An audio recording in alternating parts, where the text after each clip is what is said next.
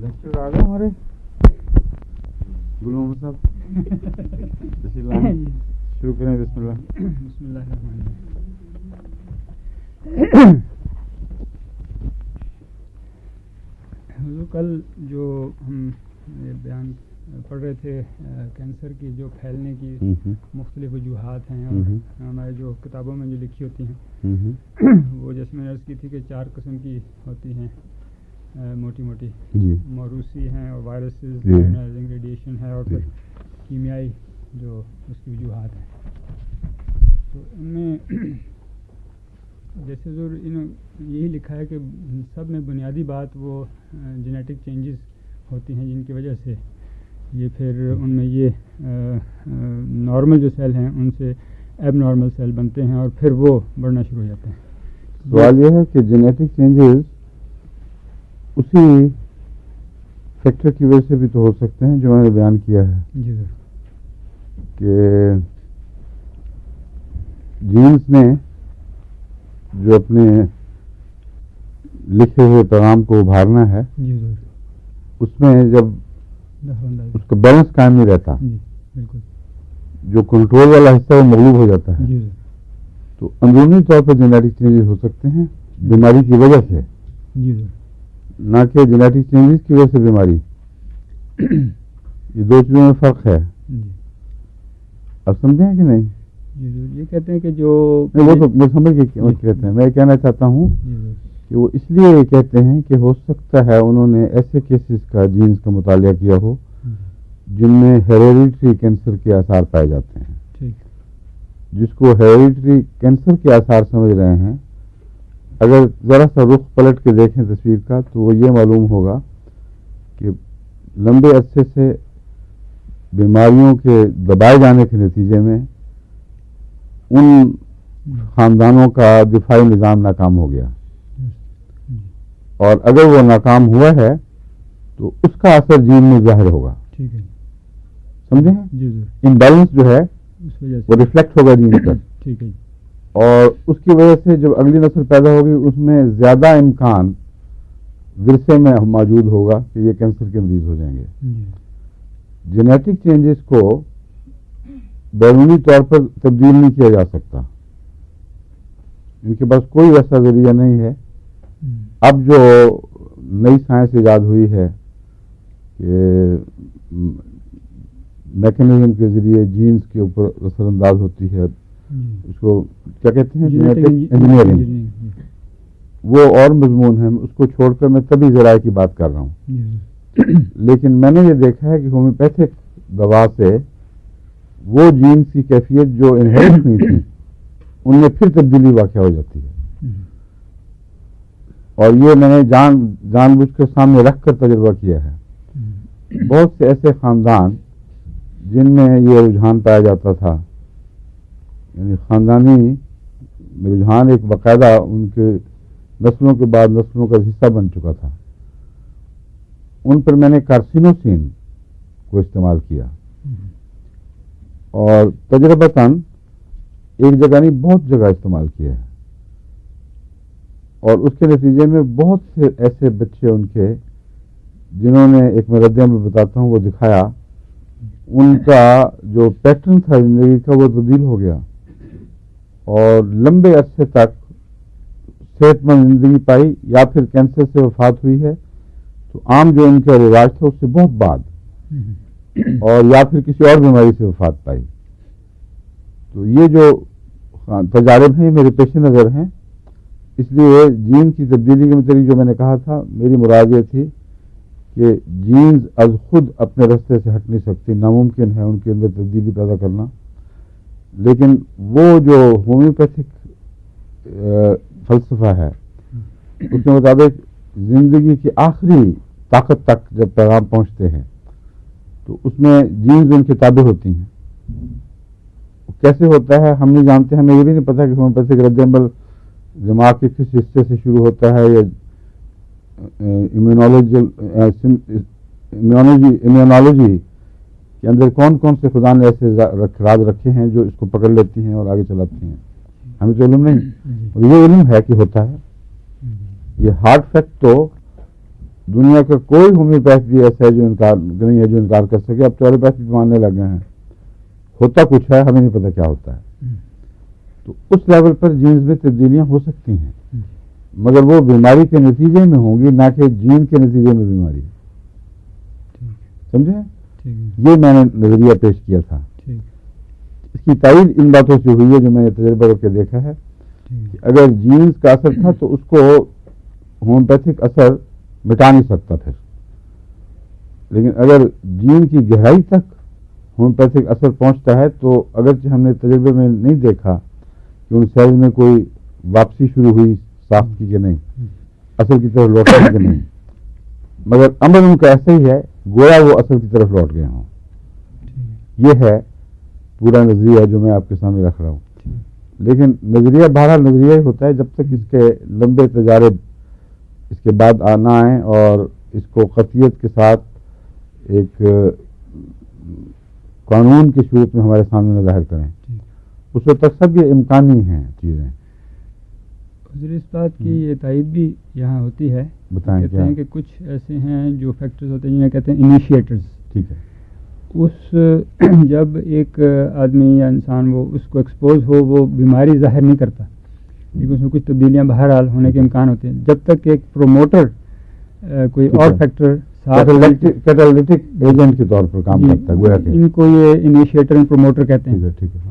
تو اس سے بھی تائید ہوتی ہے کہ وہ واقعی کچھ چینج ہوئی پہلے ہوئی ہے جس کو پھر بعد میں وہ کسی اور فیکٹر نے چینج کر دیا. تو غالباً یہ جو باقی وجوہات ہیں یہ اسی کو پھر ایگریویٹ کر دیتی ہیں. بالکل صحیح. میرے ذہن میں یہی ہے, میں جو بیان کر رہا ہوں میرے نزدیک یہی نظریہ جو آپ نے اس شکل میں بیان کیا ہے. اب اپنا لیکچر شروع کریں, پھر اس کے بعد میں آخری باتیں چند جو اس مضمون پر کہنا چاہتا تھا وہ آپ کہہ دوں گا. دوسرے جو حضور یہ وائرل فیکٹر جو بتاتے ہیں کہ وائرسز مختلف قسم کی ہیں وہ بہت سے ٹیومر پیدا کر دیتی ہیں. ان میں ایک چیز انہوں نے یہ بتائی ہے کہ ایک کہلاتی ہے وائرل آنکوجین.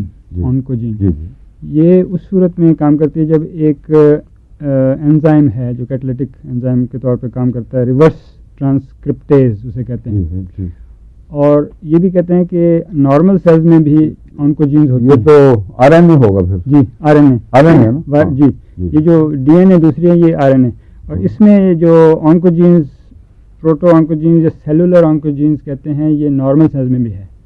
تو اس سے میں ویسے پڑھا نہیں, میرا خیال یہ تھا کہ جو آنکولوجی ہے ہم کہتے ہیں یہ کینسر سے اس کا نام کینسر کی وجہ سے ہے, لیکن آنکولوجی غالباً اس وجہ سے کہ چونکہ پھیلنے والی چیز ہے تو نارمل سیلز میں بھی آنکوجینز ہیں. میں وہی تو میں جو پہلے بات کی تھی اسی کی تعریف کر رہا نا کہ کسی اور چیز کی.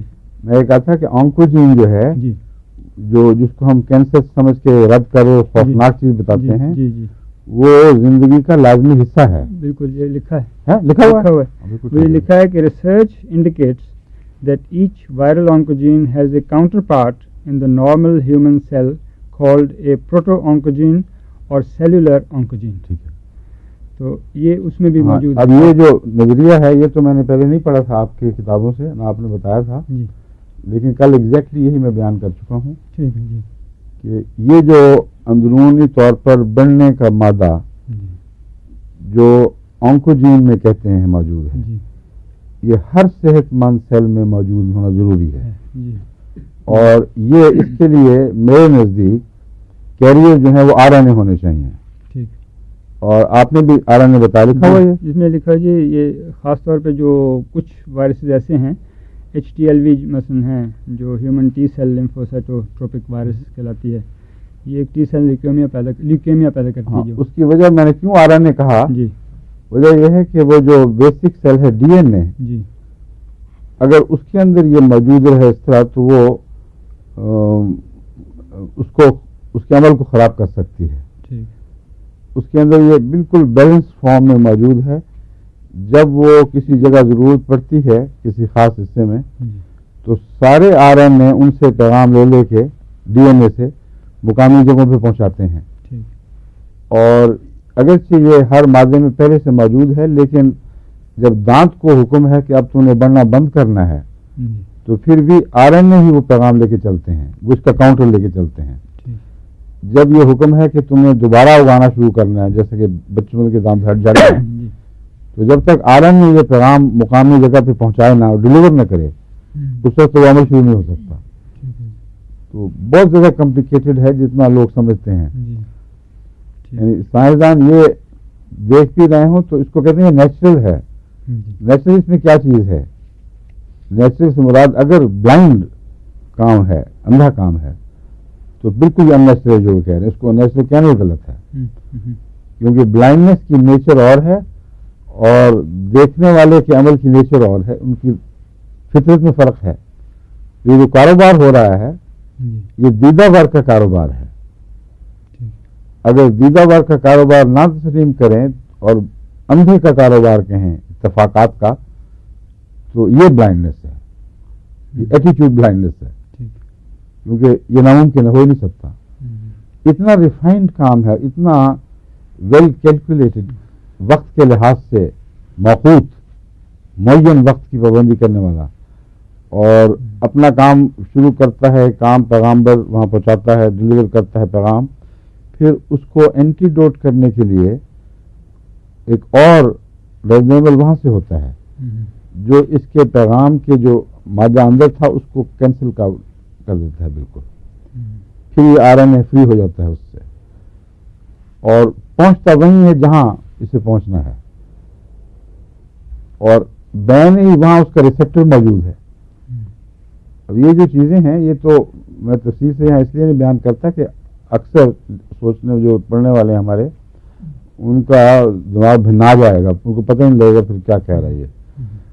تو یہ ساری وہ باتیں ہیں جو جب بھی میں نے ان باتوں پہ غور کیا ہے، اس کے بعد جب بھی کسی لٹریچر میں حوالہ پڑا ہے کوئی، تو ہمیشہ تائید ہی ملا ہے.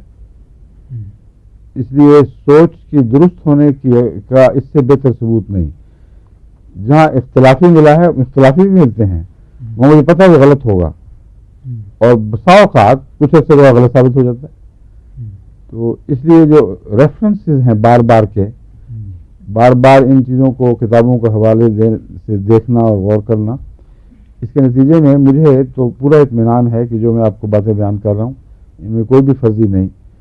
اسی طرح یہ نظام دفاع کام کر رہا ہے، اسی طرح یہ بیماریاں پیدا ہوتی اور بڑھتی اور قابو سے باہر جاتی ہیں. اور باتیں جو آپ کے صفوں میں رہتی ہیں وہ پڑھائیں. اس کے بعد مختصر یہ ریڈیشن فیکٹر جو جیسے میں نے کی تھی وہ بھی یہی کرتے ہیں کہ چینجز وغیرہ. ریڈیشن جو ہے ایک یہ بھی مجھے یاد آ گیا، ایک فیکٹر جو جینز کو تبدیلی کا ہے وہ ریڈیشن بھی ہے. کیونکہ ریڈیشن وہ چیز ہے جس کی پہنچ جینز تک ہے، اور ہرگز بعید نہیں کہ جیسے چرنوبل یا کہاں جو بہت بڑی تباہی آئی تھی، اس کے بعد جو ریڈیشن پھیلی ہے تو اس کے نتیجے میں جو سیلز ہیں جینیٹک سیلز ان میں ڈسٹارشن پیدا ہو گئی ہو. کیونکہ پہلے اٹامک بم کے بعد بھی جو ڈسٹارشن ہوئی تھی وہ ہمارے علم میں ہے. تو ایک فیکٹر یہ بھی ہے کہ ہائر ایکسپوجر ٹو ریڈیشن، اور اب چونکہ یہاں شمال میں وہ اوپر وہ ہول بھی پیدا ہو رہا ہے، اوزون ہول، تو اس کی وجہ سے ریڈیشن کو نیچے اترنے کا موقع ملا ہوا زیادہ. پھر ریڈیو کا علاج ہر دفعہ ایکس رے کرنا اور یہ ساری چیزیں یہ اتنا بڑھ گئے ہیں کہ جن چیزوں کو یہ سمجھتے ہیں کہ جینیٹک چینجز پیدائشی تھے، وہ اگر پیدائشی بھی ہوں تو ماں باپ کو ریڈیشن کے نتیجے میں بھی مل سکتے ہیں، وہ پھر آگے اولادوں میں منتقل ہوں. اس لیے ان باتوں سے کوئی یقینی قطعی دعویٰ کر بیٹھنا کہ یہ وجہ ہے، یہ ابھی درست نہیں ہے. ہو سکتا ہے ان کی بات درست ہو، مگر میرے نزدیک جینیٹک چینجز جو ہیں وہ خدا تعالیٰ نے بہت محفوظ رکھے ہوئے ہیں. ان کو بہت چند فیکٹرز ہیں جو ان پہ اثر انداز ہوتے ہیں. ان میں ایک میوٹیشن کا فیکٹر ہے جس کے لیے کوئی سائنسی وجہ معین نہیں کی جا سکتی، مگر اچانک اس میں ایک تبدیلی پیدا ہو جاتی ہے. مگر یہ جو کینسر کا تجربہ ہے یہ میوٹیشن کا نہیں ہے، یہ ایک عام پھیلا ہوا دنیا کا تجربہ ہے جس میں تقریباً ہر قسم کا انسان ملوث ہے. اس لیے میرے نزدیک اس کی جینیٹک چینجز کو اس کا ذمہ دار قرار دینا درست نہیں، جینیٹک چینجز انسان کے بدلے ہوئے ماحول اور اس کی عادات کے نتیجے میں ہو سکتے ہیں، ان ذرائع سے جو میں بیان کر رہا ہوں. یعنی بیماریاں جینیٹک چینجز پیدا کر سکتی ہیں اور ریڈیشن جینیٹک چینجز پیدا کر سکتی ہیں. آگے یہی حضور جو آپ فرمایا جو ماحول اور اس کا بھی ذکر بہرحال ہے کہ یہ انہوں نے یہی انوائرمنٹ دیکھا ہے. جی انوائرمنٹل فیکٹرز وہ ڈیفینیٹلی اس کے اوپر ہوتے ہیں. پھر کیمیکل فیکٹرز ہیں جو مثلا ٹوبیکو ہے، ایک تمباکو نوشی جو ایک ایسی چیز ہے جو ڈیفینیٹلی اثر انداز ہوتی ہے. اس میں بھی ان کا چونکہ بہت سے اس میں عوامل اجزاء ہوتے ہیں ٹوبیکو اسموک میں. یہ تو میں پڑھ رہا تھا حضور، اس میں آج سے 15 سال کی بات ہے زیادہ، بلکہ کافی میں بھی ہیں وہ. جی ٹوبیکو ہے نا جی. کافی میں تو کیفین وغیرہ ہے، لیکن اس میں 1000 کہتے ہیں 1000 سے زیادہ اجزاء ہیں. اچھا جی یہ آج سے 15 اس کا مطلب یہ ہے کہ آرنیکا جو پہاڑی تمباکو ہے وہ ہمارے لیے بہت مفید ہونا چاہیے. عموماً ہے بھی ویسے سنا ہے ویسے بھی پریکٹیکل ہونا چاہیے. ہاں تو اس میں وہی کہتے ہیں کہ کچھ ایسے ہیں جو جیسے میں نے اس کی کہ انیشیٹرز کے طور پہ کام کرتے ہیں، کچھ پروموٹر کے طور پہ دونوں مل کے. اسی لیے جو کینسر ہے لنگ کینسر وہ سب سے زیادہ نمبر 1 ہے. نہیں وہ تو سمجھ آ گئی، لیکن باقی کینسر میں کیا ہے یہ سوال ہے.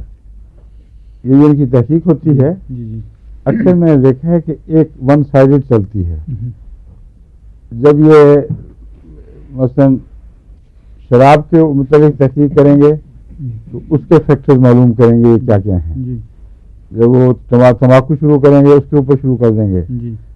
لیکن سوال یہ ہے کہ وہ اگر لمیٹڈ ہے ایک آرگن کے اوپر جو ڈائریکٹ ٹچ میں آتا ہے تو اس کی وجہ کیا ہے. میرے نزدیک میں کرتا ہوں میرے نزدیک ایک اور وجہ تھی جو اب آپ نے بیان کیا ہے جو مجھے یاد آئی ہے، وہ ہے کنٹینیوس اریٹیشن، ریپیٹڈ اریٹیشن. وہ اگر عام زخم بھی ہو اور کوئی اسے پالے رکھے اور وہ چھوڑنے کا نام نہ لے اور اس کو صحیح طریق پر مناسب رنگ میں اس کو شفا نہ دی جائے، تو یہ جو کانسٹنٹ اریٹیشن ہے یہ پہلی دفعہ یہ احساس پیدا کرتی ہے دفاعی نظام میں کہ میں اس کا کچھ نہیں کر سکتا. جو سینس آف ڈیفیٹ ہے وہ اس مقام پہ کینسر پیدا کر سکتی ہے. اس لیے کرونک امراض جو زخموں کی صورت میں پل رہی ہوں یا السر کی صورت میں پل رہی ہوں ان کو فکر کرنا چاہیے، ان کو شفا دینے کے لیے جو بھی امکانی کوشش ہے وہ اختیار کرنی چاہیے، کیونکہ یہ سمجھ کر کہ وہ کینسر نہیں ہے، انسان محفوظ نہیں ہے.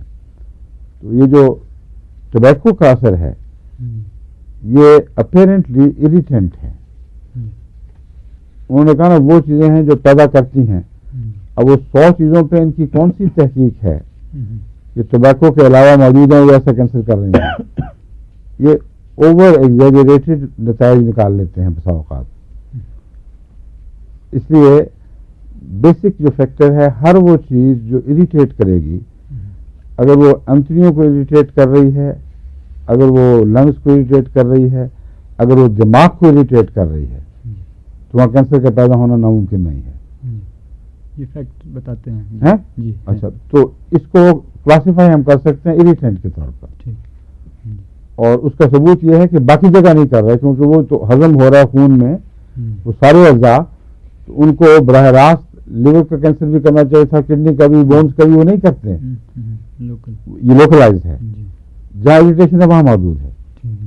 اریٹینٹ فیکٹرز میں ایک چیز آپ کو بتانی ضروری ہے، وہ گہرا لمبا غم یا گہرا لمبا خوف. یہ بھی ایسے اریٹینٹس ہیں جو لازماً کینسر پیدا کر سکتے ہیں. اس لیے اگر ایسی عورت ہو جس کو خاوند سے بے اطمینانی ہو، کچھ کہہ نہ سکے، لمبے عرصے تک یہ صورتحال رہے، تو بعض دفعہ وہ سیپیا کا مریض بن جاتی ہے. اور سیپیا بھی ماہرین کے نزدیک کینسر کی چوٹی کی دواؤں میں سے ایک ہے. تو وہ جو نتیجہ نکلا ہے وہ اس دوا پر نکلا جس کا کینسر سے تعلق ہے. اور جو اریٹینٹس ہیں یہ ذہنی اریٹینٹ بھی ہیں. اس کے نتیجے میں جو ارد گرد کے خدا تعالیٰ نے گلینڈز بنائے ہوئے ہیں وہ ہمیشہ کچھ نہ کچھ مقابلہ کر رہے ہیں, دفاع کر رہے ہیں. اگر ان کا بریک ڈاؤن ہو جائے تو پریشانی دماغ میں ہے, لیکن اس کے ارد گرد جو سیلولر ٹیشوز ہیں یا کیا کہتے ہیں غدودیں ہیں, ان میں کینسر کا مادہ پیدا ہونا ہرگز بعید نہیں. تو برین کے کس حصے میں ہوگا, میرے نزدیک اس کا اس سے تعلق ہو سکتا ہے کہ کس قسم کی اریٹیشن ہے, کس حصے میں بے اطمینانی ہے. اس کے تعلق رکھنے والے اعضاء میں اور گلینڈز میں کینسر کا رونما ہونا اس وجہ سے کہ جو مستقل اریٹیشن ہے وہ بالآخر دفاعی نظام کو شکست دے دیتی ہے, اور جہاں اس میں شکست کا احساس پیدا ہوا وہاں کینسر پیدا ہوا, کیونکہ اسے مستقل وہ دبا کے رکھ رہی ہے, اس کا کاؤنٹر کر رہی ہے. تو یہ جو خیال ہے کہ از خود چل رہا ہے نظام کائنات, یہ بالکل بچگانہ وہم ہے. خدا تعالیٰ نے حفاظتی نظام رکھا ہوا ہے, اور اس نظریے کی بنیاد قرآن کریم کی بہت سی آیات میں موجود ہے. جیسا کہ اللہ تعالیٰ فرماتا ہے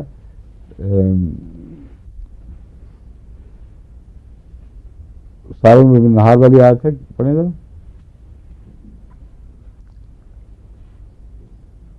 یا فضون ہو من امر اللہ والی جو آیت ہے, مجھے یاد ہے مگر ایک دم سوئچ کرنا دوسری طرف مشکل ہوتا ہے. سواء منکم اعوذ باللہ من الشیطان الرجیم سواء منکم من اسر القول ومن جہر به ومن هو مستخف باللیل وسارب بالنہار. تمہارے لیے برابر ہے خواہ کسی چیز کو چھپا لو, من اسر به, اور خواہ کسی چیز کو ظاہر کرو. چھپائی ہوئی چیز بھی اس کے نتیجے میں یہ نتیجہ نکالتا ہوں اللہ کے علم میں ہے, اور چھپائی ہوئی چیز بھی ظاہر نہیں جاتی, اپنا اثر ضرور دکھاتی ہے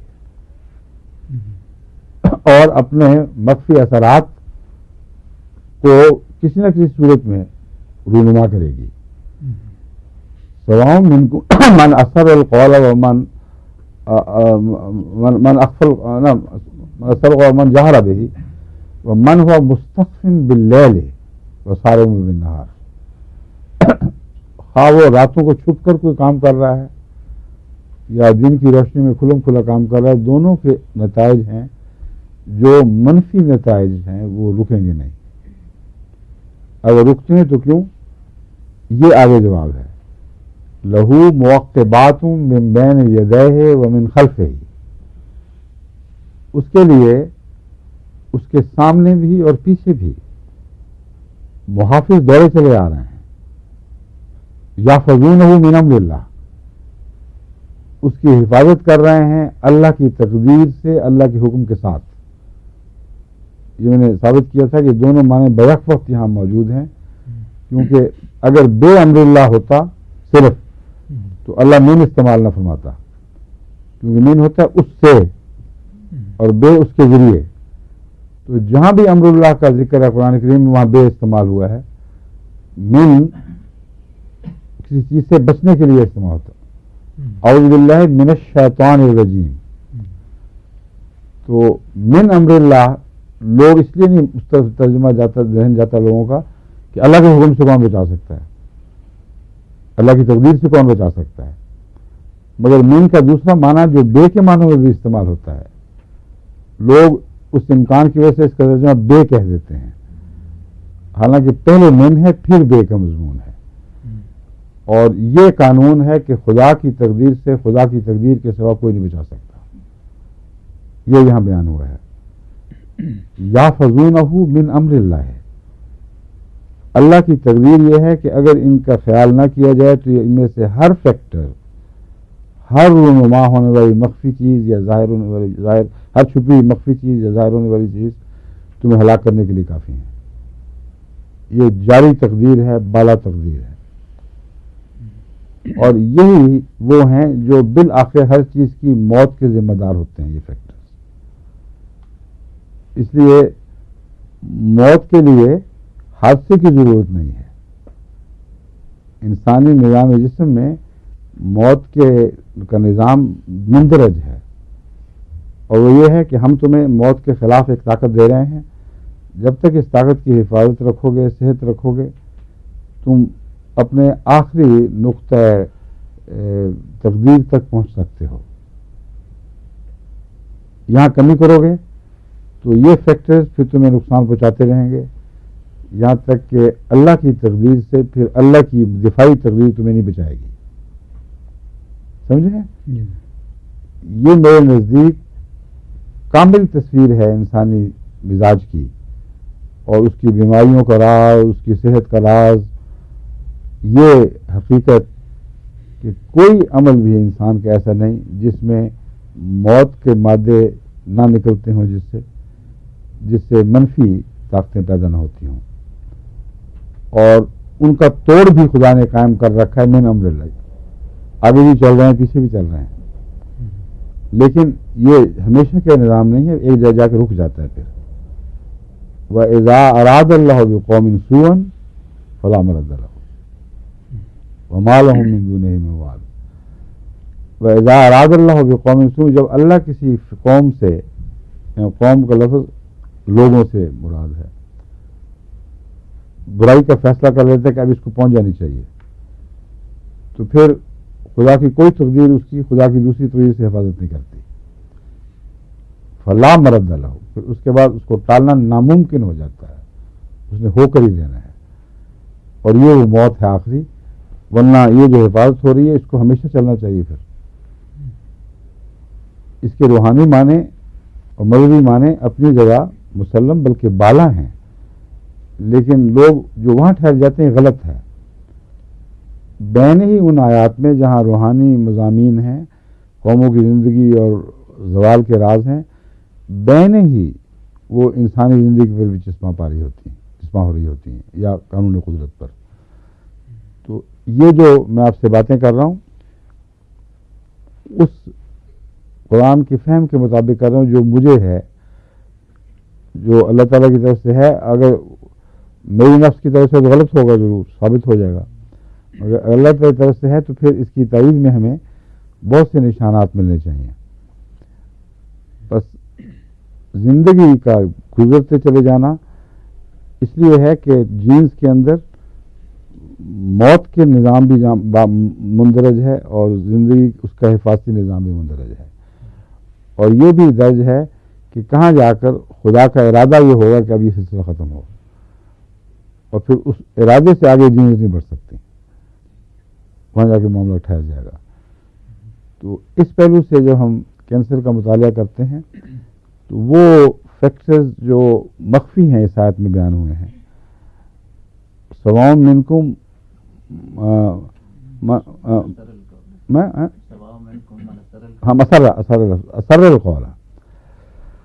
اثر القول میں وہ سارے مخفی دبے ہوئے ناکامی، نامرادی، محرومی کے احساسات ہیں، جن کو نفسیاتی ماہرین کہتے ہیں یہ احساس کمتری پیدا کرنے والے یا گہری ذہنی بیماریاں پیدا کرنے والے ہیں، لیکن ان کی پہنچ عموماً ذہنی بیماریوں کی طرف جاتی ہے، لیکن ذہنی بیماریاں صرف چند صورتوں میں ظاہر ہوتی ہیں کہ نظام بھی سوچتے سوچتے ناکام ہو جائے، لیکن نظام ناکام نہ ہو اور چلتا رہے تو پھر اس کے بدنی اثرات ضرور ظاہر ہوتے ہیں جو ذہن سے بدن کی طرف منتقل ہوتے ہیں، اور یہ وہ حقیقت ہے جس کو ہمارے ہومیوپیتھک تجربے میں بارہا آزمایا جا چکا ہے، اس میں کوئی شک کی گنجائش ہی کوئی نہیں ہے۔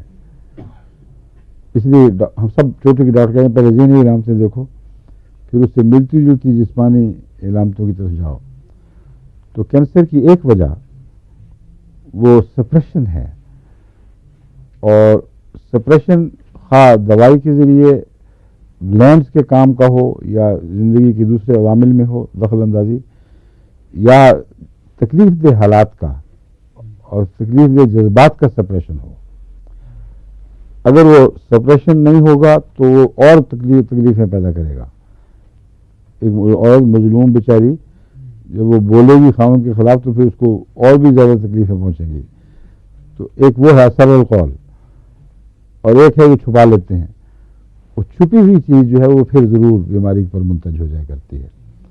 تو ایک یہ بھی فیکٹر ہے. اب ان سارے فیکٹرز کو پیش نظر رکھ لیں، اور اس کے علاوہ اور بھی ہیں جو میرے ذہن میں کبھی کبھی آتے ہیں، اس وقت میرے ذہن میں حاضر نہیں ہیں، پھر وقت ہو تو بتاؤں گا آپ کو.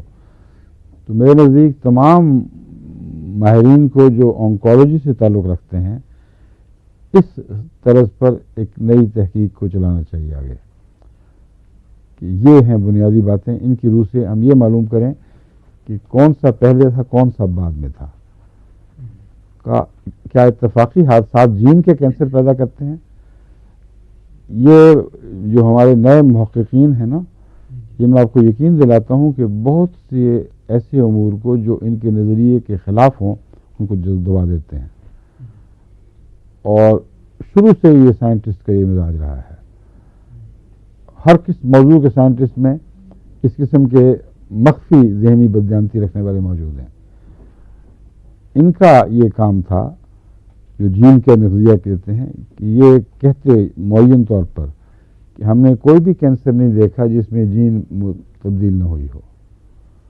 یہ دعویٰ کبھی بھی نہیں کر سکتے. بعض کینسرز میں، اور ان کی ہر قسم میں نہیں، ان کی بعض قسموں یا بعض حالتوں میں، بعض مریضوں پر ظاہر ہونے والی حالتوں میں آپ کو جین کی تبدیلی نظر آ سکتی ہے. لیکن اسی قسم کے کینسر میں، دوسرے مریضوں میں، دوسری حالتوں میں ہرگز لازم نہیں کہ جین کی تبدیلیاں موجود ہوں. میں اس لیے یہ کہہ رہا ہوں کہ اس پر انہوں نے کوئی زبان نہیں کھولی ابھی تک، ورنہ اگر یہ بات ہوتی تو بڑی تحدی سے دعویٰ کرتے. کہ اتنا قطعی راز معلوم ہو گیا ہے کہ ہم نے آج تک کسی مریض میں جو کینسر کا مریض ہو جین کی تبدیل، صحت مند جین نہیں دیکھی. سمجھے آپ؟ اس لیے میں ان جو محققین کو یہ دعوت دیتا ہوں، اگر ان تک یہ آواز پہنچے، کہ ان خطوط پر اپنی تحقیق کو آگے بڑھائیں. اب اس کے علاوہ اور کچھ بات کہنی ہے تو کہیں، تاکہ پھر مجھے کچھ یاد ہے تو میں کہہ دوں. اس میں جو حضور نے فرمایا نا، یہ سپریس کرنے والا، یہ مانتے ہیں یہ بھی کہ جب ہم امیون سسٹم کو سپریس کرتے ہیں، مثلا کوئی ٹرانسپلانٹ کیا، اس کی وجہ سے امیون سپریسنٹ ڈرگز دیتے ہیں، تو اس میں پھر زیادہ چانسز ہوتے ہیں. اور یہ مان گئے ہیں. جی یہ لکھا ہوا ہے. انوائرمنٹل فیکٹرز تو بہرحال اس میں بہت سی اور بھی ہیں جو عام طور پہ لوگ نہیں سمجھتے، کہ مثلا فرب ہی جو ہے وزن کا زیادہ بڑھنا، وہ بھی دیکھا گیا. اس میں اسپیشلی بریسٹ کینسر جو ہے وہ خاص طور پہ کہتے ہیں، پروسٹیٹ کینسر. یہ ڈائٹری فیکٹرز جنہیں کہنا چاہیے. ہاں نہیں، وہ اس میں بھی آگے انالیسس پر باقی مریض نہیں کرتے. فرب ہی دو قسم کی ہے. ایک وہ ہے جو جس میں چربی گلینڈز کے بڑھنے کے ساتھ تعلق رکھتی ہے، اور ایک ہے لوز فیٹ کی لیئرز، اس کی تہیں جمتی ہیں. جو کھلی فیٹ کی تہیں جمنے والا موٹاپا ہے اس کا کینسر سے کوئی تعلق نہیں. جو گلینڈز کے اندر چربی کے جمع ہونے کے رجحان کے ساتھ تعلق ہے، اس کا تعلق ہے. اور اس کا تعلق بھی اس کی اندرونی ایریٹیشن کی وجہ سے ہے. میرے نزدیک ہو سکتا غلط ہو، مگر ایک بریسٹ کو جتنا خدا تعالی نے بننے کے لیے جو آرڈر لکھا ہوا ہے جینز کے اندر، جب کسی بیماری کی وجہ سے چربی اس کے اندر بیٹھ کر اس کو پھیلائے، اگر وہ تناؤ پیدا کر دے اور اس میں ہارڈنیس ہو تو ہرگز بعید نہیں کہ یہ کینسر میں تبدیل ہو جائے. اگر اس کے بغیر پھیلے تو وہ ضروری نہیں کہ کینسر ہو. وہ کینسر کسی اور وجہ سے تو ہو سکتا ہے، مگر چربی کی وجہ سے نہیں ہو سکتا. اس لیے یہ میں نے دیکھا ہے انہی میں ہوگا جن میں ٹینشن اندرونی دباؤ کی وجہ سے ڈیولپ ہوتی ہے، اور وہ ایک الگ فیکٹر ہے. فیٹ براہ راست ذمہ دار نہیں. فیٹ ایک چھوٹی تھیلی میں بھر دی جائے اور اچھی طرح اس کو ٹھونس دیا جائے، اس سے ایک تناؤ پیدا ہوگا اور وہ پھیل کر بڑھے گی. جب وہ مجبوری سے پھیل کر بڑھے گی تو بیرونی جو جھلیاں ہیں ان کے اندر بھی گہری تبدیلیاں پیدا ہو، کمزوری پیدا ہو جاتی ہے.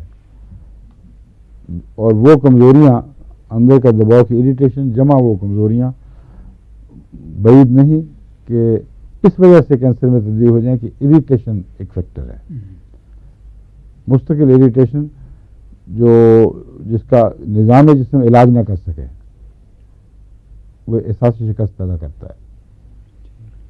آگے اس کے بعد حضور یہ باقی نہیں، میرا ہرگز یہ مطلب ہے کہ آپ ضرور تعریف کریں، اب ان والے پس نظام پہ قائم رہیں. ٹھیک ہے، میں امکانات کی بات کر رہا ہوں، چھوڑ رہا ہوں وہ باتیں جو ضروری اتنی بہت ضروری نہیں. مثلا اس میں موازنہ کیا ہوا ہے مختلف علاقوں میں، کئی جگہ بہت کم کینسر ہے، کئی زیادہ ہے. بالکل صحیح ہے. تو اس میں مثلا ایک جگہ یہ بتایا انہوں نے کہ لکسمبرگ میں 1,00,000 میں سے 310 جو ہیں سارے کینسر، ہر قسم کے، جی ہر قسم کے، وہ 1,00,000 میں 310.9. تو اور ایل سلواڈور میں صرف اس میں 37 پائے گئے ہیں. ٹھیک ہے، ہر قسم کے کینسر. تو اس میں وہ مقصد ان کا کہنے کا یہ ہے کہ بہت سے عوامل اب وہاں جا کر یہ بات بھول جاتے ہیں کہ ایل سلواڈور میں جتنا اسموکنگ کی عادت ہے کم دوسرے ملکوں میں ہوتی ہے. وہ لیکن وہ ایک کلچر ہے وہاں اسموکنگ ہر قسم کی ان کی کلچر کا ایک شراب کی طرح ایک حصہ بنا ہوا ہے. شراب بھی ہے، اسموکنگ بھی ہے، اس کے باوجود کینسر کم ہے. تو یہ فیکٹر جب وہ تحقیق ہوتی ہے تو اس پر کیوں نہیں داخل کرتے اس کو؟ کیا وجہ ہے وہاں اثر انداز نہیں ہو رہا؟ اسی طرح اور بھی بہت سے احتمالات ہیں. میں نے یہ بھی دیکھا تھا ایک مضمون میں کینسر کے سلسلے میں، ایک اور سلسلے میں ایڈز کے تعلق میں، کہ مختلف علاقوں مختلف کلچرز میں کس جگہ نسبتاً زیادہ پھیلی ہے. تو اس سے بھی مجھے خیال آیا کہ ایک اور بھی ہمارے لیے تحقیق کا رستہ کھل گیا ہے کہ کن علاقوں کن فضاؤں میں بعض جراثیم پنپنے کی صلاحیت زیادہ رکھتے ہیں، بعض وہ جو پھلنے کی صلاحیت ہے وہ متاثر ہو جاتی ہے. تو موسم کے اثرات، غذا کے اثرات، ان کی روزمرہ کی زندگی، ان کے چال چلن، اور ٹف لائف پہاڑی علاقے ہیں، ان میں کینسر کی بجائے بسا اوقات ہمیں گلے زیادہ دکھائی دیتا ہے. تو بے شمار مختلف وجوہات ہیں جن کے متعلق قرآن کریم بتا رہا ہے. تو میں علم ہی نہیں، اس قدر تفصیل سے ہیں. بعض دوسری جگہ فرماتا ہے کہ ان کو خدا کے سوا کوئی نہیں جانتا اور لامتناہی ہیں. ان کو معلوم کر کے جہاں وہ معین ہو جائیں وہاں ان کے توڑ کا اگر پتہ لگ سکے تو ٹھیک ہے، لیکن بدلتے ہوئے حالات میں یہ کہہ دینا کہ فلاں چیز سے کینسر ہوتا ہے یہ درست نہیں. بنیادی بات آخر وہی نکلے گی کہ انسانی نظام دفاع جب اپنے ان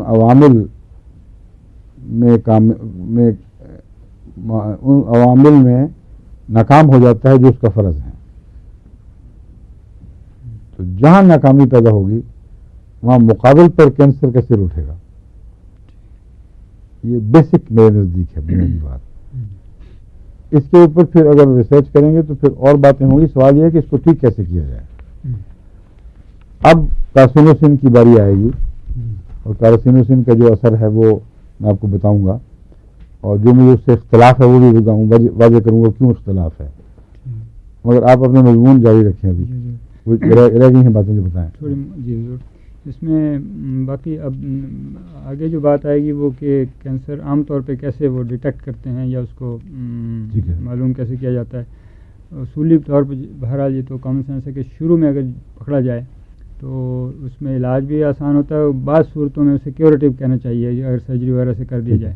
اسی لیے عورتوں میں بہت ضروری ہے کہ وہ جو ٹیسٹ سروائکل وغیرہ کرتے ہیں جتنی جلدی ہو وہ پھر بہتر ہے. کچھ لوگ ایسے مثلا تجربے سے پتہ لگتا ہے کہ وہ ان چیزوں کو اہمیت نہیں دیتے اور وہ اگنور کر دیتے ہیں، بعد میں پھر بڑھ جاتی ہے، پھر پرابلم ہو جاتی ہے. اور ضروری نہیں کہ وہ سمٹم ہی پیدا کریں، کوئی علامات دکھائیں پھر. لیکن یہ اس کا صرف کینسر سے تعلق نہیں، جی اور بھی ہر چیز، ہر خطرے کا ازالہ وقت پہ کرو فوری. ٹھیک. ہر بیماری کا رجحان معلوم ہوتے اس کو پکڑو. یہ جاری قانون ہے جو ہر چیز پر حاوی ہے، کینسر سمیت. ٹھیک جی. اسی صورت میں حضور یہ انہوں نے کچھ ایسے بتائے ہیں 5-7 باتیں ایسی ہیں کہ جن پہ خاص توجہ دینی چاہیے.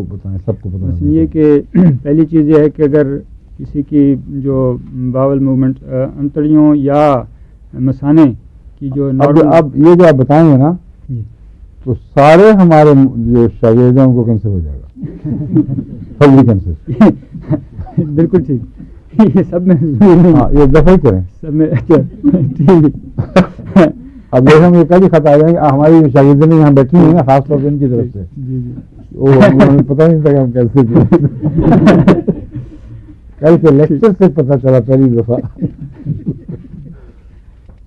جو ہومیوپیتھک میٹیریل میڈیکل پڑھتے ہیں ان کا حال ایلوپیتھک میٹیریل پڑھنے والوں سے میٹیریل میڈیکل سے مختلف نہیں ہوتا. ایلوپیتھک ڈاکٹر بھی جب اس مضمون میں داخل ہوتے ہیں بیماریوں کی کیفیات، اس کو پیتھولوجی کیا کہتے ہیں، اس کو پیتھولوجی کہتے ہیں، تو اکثر شاگرد جو ہیں بیچارے اس وقت وہ تھر تھر کانپ رہے ہوتے ہیں اس کو دوائیاں پڑھتے ہوئے، او ہو تو ابھی بھی ہے، یہاں تک کہ آنکھیں ڈھیٹ ہو جاتے ہیں پڑھ پڑھ کے، پتہ لگتا ہے کہ کیسے ہو سکتا ہے ہمیں بھی ہو. ساتھ پڑھ لیں، آپ دیکھیں کتنے ہاتھ کھڑا کرتے ہیں. ہاں پڑھیں. لیکن جیسے حضور نے درست فرمایا حضور کہ یہ ضروری نہیں کہ صرف کینسر میں ہی یہ، ہاں ضروری نہیں، یہ کہ اگر کسی کو سر درد ہے تو وہ کسی بہت 50 وجہ سے ہو سکتا ہے، ٹیومر میں سے بھی ہو سکتا ہے، لیکن اور بھی وہ، لیکن جب احتمال ہو جی تو ہمیشہ بدترین چیز کی طرف جاتا ہے. بالکل ٹھیک، یہ مصیبت ہے. بالکل. چل پڑے سنیں. پہلی تو یہ ضروری کہ جو انتڑیوں یا مثانے کی جو نارمل روٹین ہے اس سے بدل جائے، تو وہ بھی زیر غور رہنی چاہیے. مثلا جب یہ انتڑیوں کا کینسر ہوتا ہے تو اس میں پھر اس کی جو خوف زدہ سارا ماحول. ہاں بتائیں. اس میں اس کے مثلا اگر انسان روزانہ 1 مرتبہ جاتا ہے ٹوائلٹ تو 2 3 4 مرتبہ جانا، اور پھر اس میں لوز سٹولز بھی ہو سکتے ہیں یا پھر یہ بلڈ بھی آ سکتا ہے. لیکن اور صورتوں میں بھی، بہت سی صورتوں میں ہوتا ہے، لیکن اگر ہو تو بہرحال اس کو چیک کرانا چاہیے. اور چیک کرا مانا گیا. پھر حضور کوئی بھی ایسا زخم چھٹی نہیں ہے. ہاں بتاؤ آگے. تیسری بات یہ جو کوئی بھی زخم جو ہیل نہ ہو، مندمل نہ ہو رہا ہو کسی طریقے سے بھی، وہ بھی بہرحال خطرناک ہو سکتا ہے. وہ میں پہلے بیان کر چکا ہوں. جی ضرور. پھر کسی قسم کی جو خون کا اخراج یا ڈسچارج انیوژل، جی کوئی بھی لمپ جسے کہنا جو رسولی کہیں بھی ہو، جیسے کہا کہ 80% جو ہیں وہ میلیگننٹ نہیں ہوتی، تو وہ بھی رکھنی چاہیے. اور عام طور پہ عورتوں کو اپنا ایگزامینیشن وغیرہ کرتے رہنا چاہیے. اسی طرح اگر نگلنے میں یا کھانے میں یا بد ہضمی قسم کی شکایت ہو، وہ بھی ہو سکتی ہے.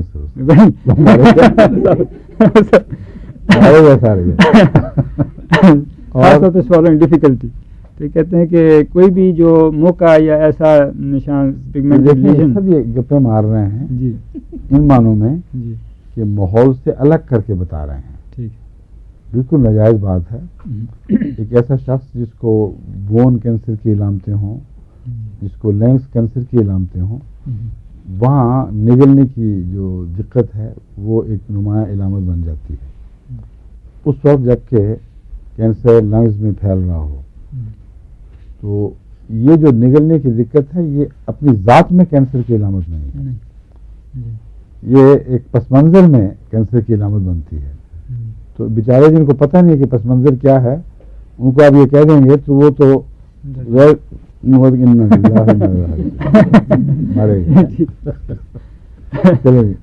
خیر آخری بات کہی دوں. بہرحال وہ یہ کہتے ہیں کہ کوئی بھی ایسی کھانسی یا ہورسنس گلے میں جو نہ ٹھیک ہوتی ہے، وہ بھی بہرحال چیک کرنا چاہیے. سب بیماری کی مصیبت پڑنی ہے ہو جاتی ہے. اور یہ ہماری عارفہ بھی کبھی کبھی ہوسنس ہو جاتی ہے، فوراً چیزیں دیکھ لیجیے. اب کیا کریں، آخر پکڑے گئے. جو اپنی ذات میں بتا رہا ہوں کہ یہ چیزیں دراصل یہ مشاہدہ ہے کہ اگر کینسر ہو تو یہ چیزیں ہو سکتی ہیں، لیکن یہ چیزیں ہوں تو کینسر ہونا یہ غلط ہے بالکل. کوئی ایک علامت اپنی ذات میں ہرگز کینسر کی طرف نہیں لے کے جاتی. جب یہ علامتیں ہوں کہ خون بھی آ رہا ہے اور انتڑیوں، تو سارے جسم میں دوسری علامتیں بھی ہوتی ہیں. ان کا فرض ہے کہ کنکومیٹنٹ سمٹمز بتائیں پہلے، یہ گچھا ہے علامتوں کا، جب یہ اکٹھا ہو جائے تو پھر احتیاط کرنا، اور اگر اکیلے کی علامت پہ جائیں تو یہ تو روزمرہ کی بیماریوں کی علامتیں ہیں، ان میں سے ایک بھی ایسی نہیں جو اتفاقی ہو۔ بسا اوقات لوگوں کو دقت ہوتی ہے نگلنے میں، کئی فیکٹرز ہیں، بعض دفعہ وہ ان کی بناوٹ میں کنک ہوتا ہے، بچوں کی تھوڑا سا ٹیڑھا پن ہوتا ہے، اس سے ان کو آپریشن کر کے بعض دفعہ ٹھیک کرنا پڑتا ہے، اور بھی بہت سے فیکٹرز ہیں، لیکن اچھا کہ بتا دیا آپ نے۔ مگر آپ کو میں سب کو مطمئن کرتا ہوں کہ ہرگز یہ بات نہیں ہے، کینسر ان علامتوں کے نتیجے میں کینسر کے وہم میں مبتلا ہونا خطرناک ہے، کیونکہ وہ زیادہ خطرناک چیز ہے۔ وہم ہو اور اس کو سپریس کر دیں تو پھر وہ عوامل جاگ اٹھیں گے جو اس نتیجے میں کینسر پیدا کرتے ہیں۔ ٹھیک ہے، آگے جو پھر اس کی جو بایوپسی جو کرتے ہیں، اس کی ڈیٹیکشن کیسے کرتے ہیں؟ بہرحال ایگزامینیشن وغیرہ تو ضروری ہے، تو اس کے بعد جو بایوپسی کا مطلب یہ ہوتا ہے وہ فائنل جسے کہتے ہیں صحیح ہمیں بتاتی ہے کس قسم کا کینسر ہے اور اس کی وہ شدت کیا ہے۔ جیسے میں نے عرض کی تھی کہ اگر تو اس کے سیل اپنے اوریجنل سیل سے قریب ترین ہو تو پھر زیادہ شدید نہیں ہوتا، لیکن جب اس کی ساخت جو ہے وہ بہت مختلف ہو جائے تو پھر وہ زیادہ شدید ہو جاتا ہے۔ وہ بایوپسی سے ہی پتہ لگ سکتا ہے، اس کے بغیر نہیں۔ پہلے تو وہ آپریشن وغیرہ کرتے ہیں، آج کل ذرا آسانی ہو گئی کہ نیڈل سے کرتے ہیں، چاہے نیڈل ڈالیں چاہے آپریشن کریں، جی بایوپسی کا رد عمل اچھا نہیں ہوتا، یہ تو میرا تجربہ ہے۔ اس لیے جو مریض مجھے کہتے ہیں کہ ڈاکٹر بایوپسی کریں، میں نے کہا اگر تم نے یہ فیصلہ کر لیا ہے کہ تم نے ایلوپیتھک علاج کروانا ہے تو پھر بایوپسی کروا لو، کیونکہ پھر اگر نتیجہ ظاہر ہوا تو پھر تم نے کروانا ہی کروانا ہے علاج، اور اگر علاج تمہیں نہیں کروانا تو پھر بایوپسی کروا کر اپنے آپ کو مصیبت میں مبتلا کرنا، کینسر کے دفاع کے خلاف جو نظام ہے اس کو کمزور کر دینا، اور ہومیوپیتھک علاج کی راہ میں حائل ہونا ہے، کیونکہ ہومیوپیتھک علاج ایک دفعہ کینسر کو چھیڑ دیا جائے، اس کو بدتمیز کر دیا جائے تو پھر ہومیوپیتھک علاج میں دقت پیش آتی ہے، نسبتاً کم ہو جاتا ہے۔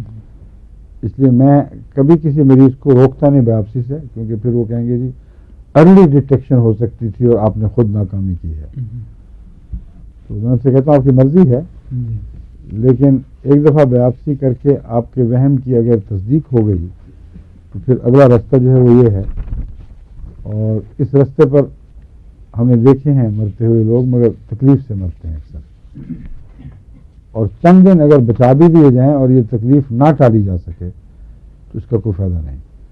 لیکن ایسے معاملات میں جہاں بایوپسی کے متعلق اکثر ایلوپیتھک تجربہ کہتا ہے کہ وقت پر پتہ چلے تو مریض کی بھاری اکثریت بچائی جا سکتی ہے، یعنی کینسر ابھی اپنے پورے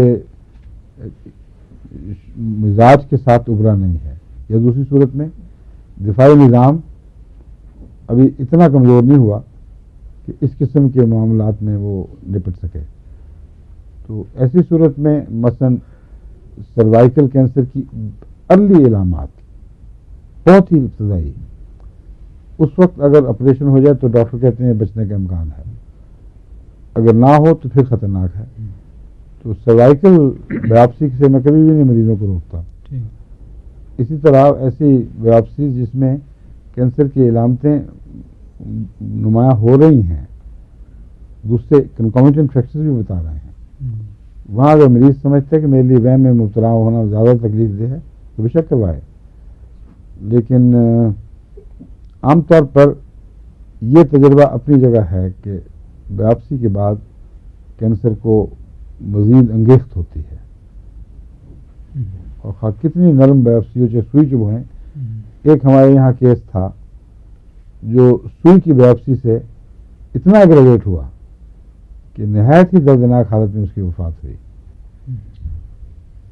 وہ مریضہ تھی جس کو بلڈ چھاتی میں معمولی سا لیمپ تھا، اور اس کو یہ ہسپتال والوں نے تاریخ دے دی کہ دیکھو خطرناک ہے، اگر اس معمولی سے لیمپ کو جو کینسر ہے چھاتی کا، اس کو اگر وقت پہ سوچی ووٹی بھی دی جائے تو بساؤ کا ٹھیک ہو جاتا ہے۔ اور ہومیوپیتھی میں چھاتی کے کینسر کی بہت سی مفید دوائیں ہیں جن کا ہمیں بارہا تجربہ ہے، لیکن اگر اس کو ایکس رے کیا جائے یا چاقو لگایا جائے پھر بسا اوقات مریض ہاتھ سے نکل جاتا ہے. اگرچہ ناممکن نہیں ہے کہ وہ خدا کے نزدیک تو ہر چیز قابل شفا ہے، مگر میں انسانی تجربے کی بات کر رہا ہوں. اس کو انہوں نے بایوپسی کے لیے ٹیکہ کیا، اور جو ٹیکہ تھا وہ بے احتیاطی کے ساتھ اچانک اور ایک دم پینیٹریٹ کیا اس کینسر میں، جو بڑا سخت سینسیٹیو تھا. اس کے بعد تو اس کی حالت پھر سنبھلی نہیں، بے انتہا تکلیف. اور ڈاکٹر پھر اس کو مجبور کرتے تھے اب تمہیں ہم او پی ایس دیں گے اور سپریسو دیں گے. اس کے نتیجے میں وہ دن بدن پھر ہاتھ سے نکلتی چلی گئی. ایک موقع پر لگتا تھا پاگل ہو جائے گی، یہ کیا ہو گیا ہے. اس نے ڈاکٹروں کو کہا کہ میں تمہیں مقدمہ کروں گی، تم نے بے احتیاطی کی، مگر وہ ان باتوں میں بڑی بیچاری ہمارے ہاتھ سے نکل گئی. تو بایوپسی کو یہ کہہ دینا کہ بایوپسی محفوظ ہے، یہ بھی جائز بات نہیں ہے. ٹیکے کی بایوپسی جو آپ کہہ رہے ہیں نا، میں اس کی بات کر رہا ہوں. ٹیکہ بین ہی اس جگہ ہو اور پھر یہ بھی نہیں پتا بایوپسی سے پہلے کہ اس کینسر کی نیچر کیا ہے. بعض کینسر ہائپر سینسیٹیو ہوتے ہیں اور بعض نسبتاً کم حساس ہوتے ہیں. جہاں کینسر کی حص زیادہ ہو وہاں بایوپسی بذات خود اس کو انگیز کرنے میں بہت ہی منفی کردار ادا کر سکتی ہے. یہ بھی ایک ہے. آپ کی مضمون ختم؟ جی بس اس میں باقی تو ٹریٹمنٹ بتاتے ہیں جو سرجری ہے، ریڈیشن. اب میں آپ کو کارسینوسین کے متعلق بتاتا ہوں. سب سے پہلے تو حفیظ منصور بھٹی صاحب کی طرف سے معذرت کے ساتھ کہ انہوں نے جو نام بتایا تھا کسی ڈاکٹر کا جس سے نوٹس لیے ہیں، وہ غلطی سے اور نام دے دیا تھا. وہ دراصل فوبسٹری ہے. فوبسٹر ایسا ڈاکٹر ہے جس کو امریکہ میں جو کینٹ ہے وہ میں اس کو فوبسٹر کو یہاں سمجھتا ہوں. بہت ہی ذہین اور بہت ہی عمدہ تجربے بیان کرنے والا اور دیانتداری سے بیان کرنے والا. کیونکہ فوبسٹر کو میں نے دیکھا ہے جو بہت سی چیزوں میں وہ اس سے جو میں نے نقطہ لیا دیکھا استعمال کر کے وہ ٹھیک نکلا. اگرچہ 100% ہر چیز کو چٹکلوں سے قابو نہیں کیا جا سکتا، مگر مدد مل جاتی ہے. فوبسٹر نے جہاں اپنے تجربے سے چیزیں بتائی ہیں ان میں مدد ضرور ملتی ہے. سمجھ گئے؟ اس لیے اس ڈاکٹر کی میرے دل میں بہت عزت ہے. پتہ نہیں زندہ کے فوت ہو گیا. بہت ہوئی کافی پرانا ہے. ضروری لیکچر تو پرانا فوت ہو گیا. نہیں لیکچر کافی پرانا ہے. کتنا پرانا لکھا ہے؟ کب کا ہے لکھا ہوا؟ دکھائیں. مجھے کہیں نظر نہیں آیا. اور یہ جین پبلشر نے شائع کی ہوئی ہے، یہ بھی فوبسٹری ہے نا؟ یہ انڈیا کے ہیں. ہاں یہ تو یہ سیم ہی ہے. وہی چیز ہے. وہی چیز ہے. وہ چیز نہیں ہے. فرق ہے دونوں میں. یہ جو طرز بیان ہے وہ ہرگز انگریز ہندوستانی ڈاکٹر کا نہیں ہے. یہ کوئی انگریز ڈاکٹر یا امریکن ڈاکٹر جو لکھ رہے غالباً انگریز ہے. یہی ہے جو ڈاکٹر یہی ہے نا؟ ہاں تو پھر آپ کیوں کہہ رہے تھے انڈیا سے ہے؟ جین پبلشر انڈیا کا. وہ ٹھیک ہے. اب بتائیں. اس میں نہیں لکھ رہی ہے نا؟ نہیں لکھا ہوا. آپ نے کہاں پڑھا تھا؟ اس پہ ایک پیج شاید بیچ میں نہیں آیا، اس میں سن لکھا تھا کہ سن میں جس نے لیکچر دیا تھا. یہ کہاں آیا تھا؟ میرے پاس اس میں تو نہیں ہے. وہ کتاب میں ہوگا. دیکھیں مجھے نہیں. اس میں جو حوالے دیے ہوئے ہیں لائن نا وہ 1925 تک کا حوالہ تو ہے بالکل واضح کہ 1925 میں اس ڈاکٹر نے یہ کیا، 1901 میں یہ ہوا. تو اتنا پرانا بھی نہیں جو آپ اس کو قدیم بنائے بیٹھے ہیں. جس نے جب یہ مضمون لکھا ہے ہو سکتا ہے ینگ ہو اس وقت، اور 1925 کا جو حوالہ دے رہا ہے تو 1925 کے بعد زندہ رہا ہوگا تو 1925 کا حوالہ دے رہا ہے. اس کے بغیر ہی دے سکتا تھا. سمجھ گئے؟ اس لیے یہ درست نہیں کہ لازماً اس کو ہم فوت شدہ شمار کر لیں. پتہ کریں. لیکن صرف ایک ہے جو فکر ہے کہ وہ اب ان کے یہاں مضامین باتوں میں اس کا نام آتا نہیں آج کل. تو اس لیے ہو سکتا ہے فوت بھی ہو چکا ہو. چیک کریں. اگر نہ ہو تو اس سے ملاقات ہونی چاہیے. پھر سمجھیں؟ یہ جو کارسینوسین ہے اس کو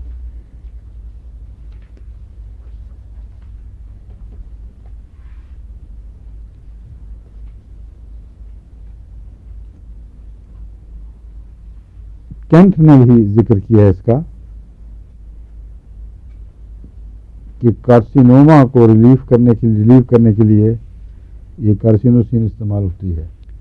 اس کا مطلب یہ ہے کہ یہ پچھلی صدی میں کسی وقت ایجاد ہوئی ہے، لیکن معین تاریخ میرے علم میں نہیں آئی. آپ کے پاس ہے؟ میں چیک کروں گا. اچھا. کارسینوسین کے علاوہ اور بھی بعض چیزیں ہیں جن کو کینسر کے توڑ کے طور پر انہوں نے استعمال کیا، کوشش کی، تجربے کیے. اور ایک فرینچ ڈاکٹر نے بھی ایک کارسینوسین سے ملتی جلتی دوسری چیزیں بنائیں. یہ ساری تاریخ ڈاکٹر فوبسٹر نے اپنے ایک مضمون میں محفوظ کی ہے، جس کے ساتھ ایک اور صاحب ہیں ہوئی بون ہوا MD DPhom. Diploma in faculty of homeopathy. جی، diploma in faculty of homeopathy. ہاں، یہ ہوئی بون ہوا، یہ تو چینی سا نام لگ رہا ہے یا وہ ہوگا کورین وغیرہ. تو یہ ان دونوں نے مل کے یہ نہیں لکھی. میرے خیال میں کام تو سارا ڈاکٹر فوبسٹر کا لگتا ہے. ہو سکتا ہے اس نے مرتب کیا ہو یا ان کے ساتھ مددگار بنا ہو.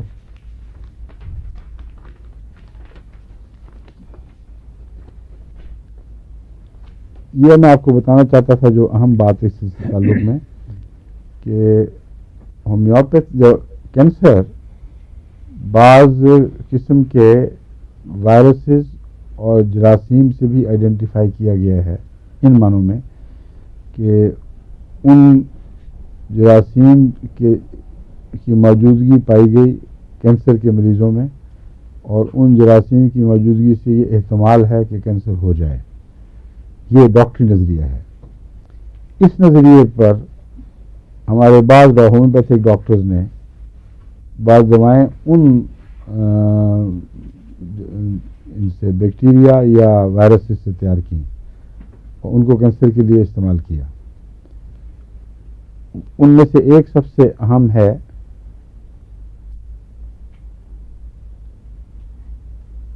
مائکروکوکس،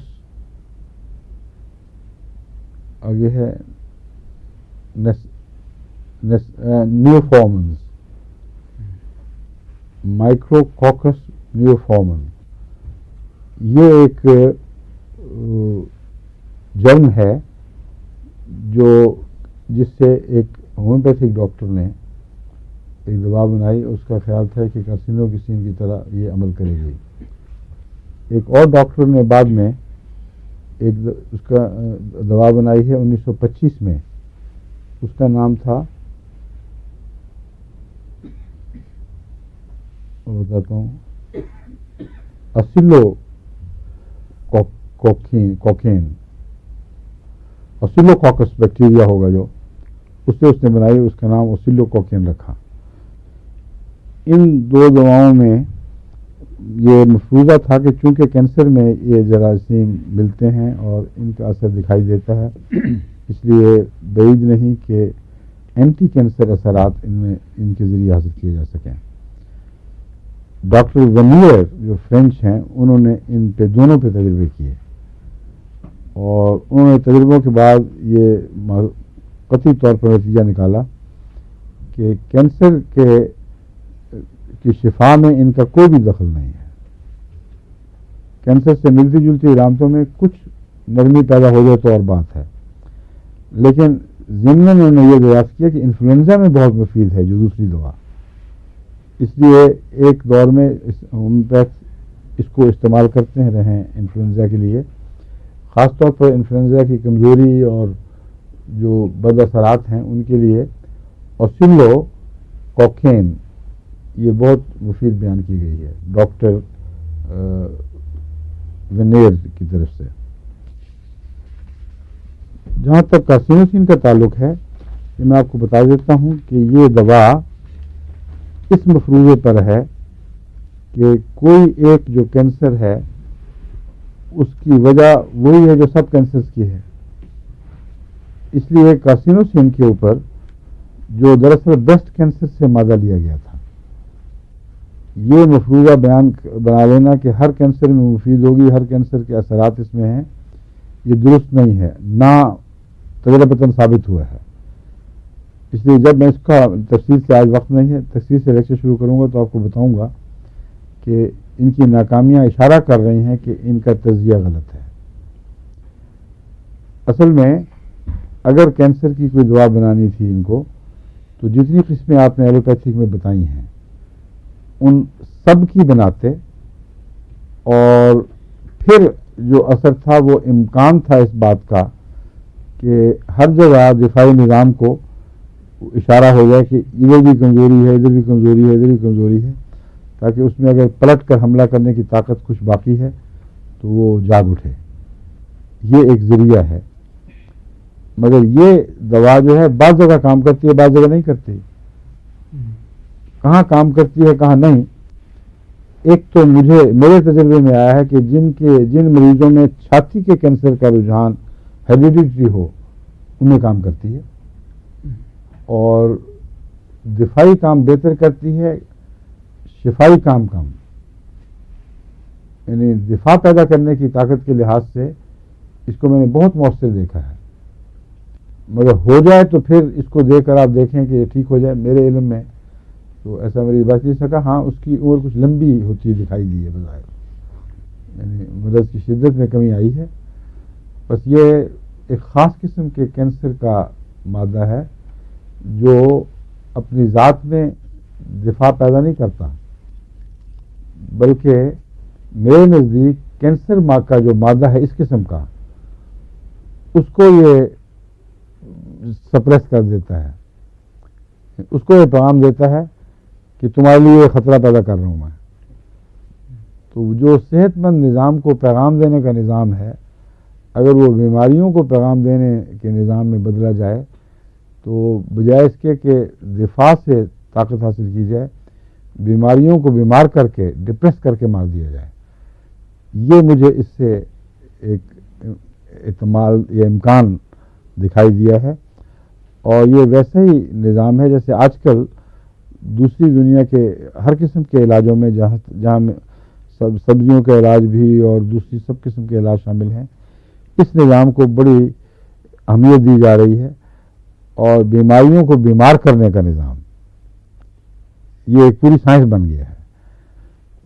تو ہومیوپیتھک میں یہ ریسرچ ابھی ساری باقی پڑی ہوئی ہے کہ بجائے اس کے کہ جسم کو پیغام دیں، کینسر کے مادے سے کینسر کو پیغام دیں کہ تم بہت خطرناک قسم کی حالت رستے پہ چلے ہوئے ہو، اس کے اندر رد عمل پیدا ہو اور وہ واپس آ جائے۔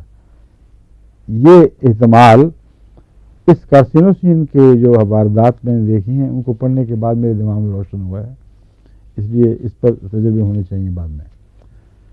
جہاں تک نظام صحت کا تعلق ہے، کوئی ایک کینسر کا مادہ بھی اس کو تقویت نہیں دے سکتا سارے کینسر کے خلاف۔ اگر وہ دے گا تو صرف یہ پیغام دے گا کہ یہ میں ہوں، اگر تمہارے اندر طاقت ہے تو مقابلہ کرو۔ اگر وہ مخفی طاقت ہے، خابیدہ طاقت ہے تو اٹھ کھڑی ہوگی، اگر وہ ہاری ہوئی طاقت ہے تو ضروری نہیں کہ اٹھے، کیونکہ جو ایک دفعہ شکست قبول کر دے نظام، اس کے بعد دوبارہ اس چیز کے خلاف اٹھ کر جہاد شروع کرنا اس کے لیے بہت مشکل کام ہوا کرتا ہے۔ شکست کے قبول سے پہلے اگر ایک خابیدہ سی حالت ہو کہ مرض کی موجودگی کے احساس کے لیے دفاع جاگا نہ ہو، اس میں کارسینوسین کو میں نے مفید دیکھا ہے۔